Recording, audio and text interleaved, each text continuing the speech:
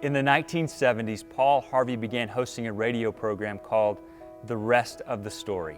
Harvey would introduce a story or an event that many people had heard of, but tell a behind-the-scenes account of a story that maybe not everyone knew.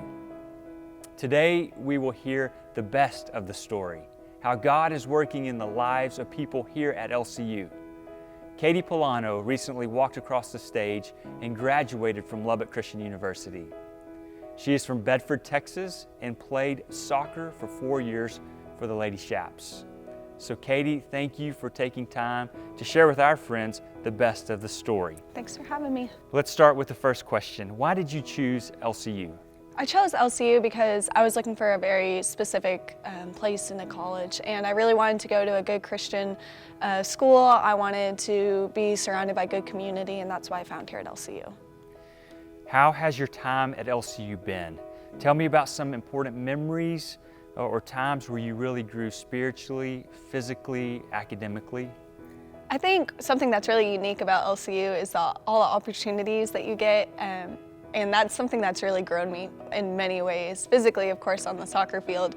In 4 years, I changed so much. But academically and spiritually and emotionally and all those other things, I really grew just from all my involvement in organizations. I participated on the Student Development Board, which was an awesome opportunity to ask donors for contributions to LCU to help grow our community. I enjoyed participating in athletics, but I also enjoyed double majoring in education and in English. So growing academically in both of those areas, especially in senior research and clinical teaching, was something that really changed me in 4 years. Katie, just before your first game of your last season, your senior season in soccer, you had an unfortunate injury. Can you describe that? You actually said this was a miracle, and you referenced a scripture, Matthew 8, that says, "A man with leprosy came and knelt before Jesus and said, 'Lord, if you're willing, you can make me clean.' Jesus reached out his hand and touched the man. 'I am willing,' he said, 'be clean.' Immediately he was cleansed from his leprosy." Can you share that story? Absolutely. I think that it's really easy and convenient for us to believe that miracles are something that Jesus encountered and Jesus provided us with, but it's hard to believe that those things still happen today. So I think that this year, me and our soccer team really got to experience a true miracle. I was playing soccer on the first Tuesday of preseason, and I kicked the bottom of one of my teammates' foot, and it hurt unreal. And I had never missed a game. I had never sat out. I'd only not started one other game in my LCU career, but immediately I knew something was wrong.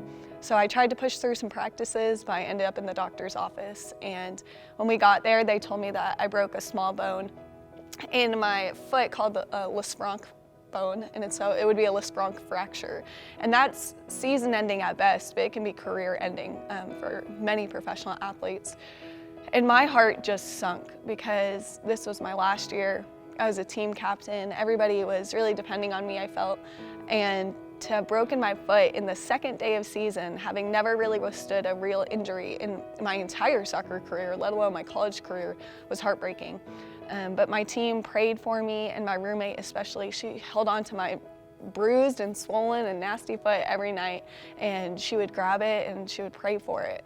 And all of the girls would pray for me before I went into my CTs, and what they were sure was a Lisfranc fracture turned out to be nothing more than a bad foot sprain and some bruising after a few days of prayer. And that was something that shouldn't have happened. Every test that they ran on me, I failed. I couldn't stand on my toes. My arch was collapsing. I was bruising. I was swelling. Every test they ran told me that my foot was broken and I was done for the season.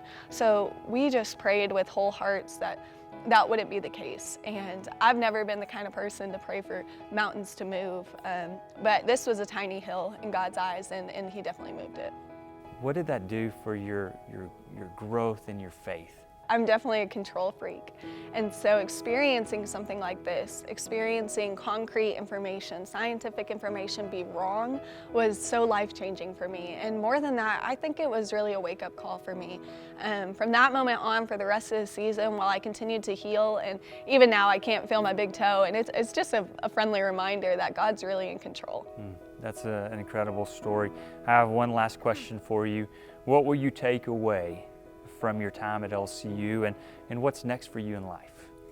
I'm getting married this summer to somebody I met here at LCU, and my best friend and co-captain will be my maid of honor. So I'm taking away amazing relationships and friendships. I'm taking away life lessons and greater faith. And what's next for us is, after we get married, my fiance Taryn and I will be moving to Tabacundo, Ecuador, to serve and teach at the Hacienda of Hope Children's Home and School. And we're really looking forward to that. That's great. So that concludes the best of the story, and we thank you, Katie, for really choosing LCU and for jumping in and being a part of this community and this campus. And you are all in. You are so involved and engaged, and we just love to see what God has done with you during your time here at LCU. Thank you. Thank you.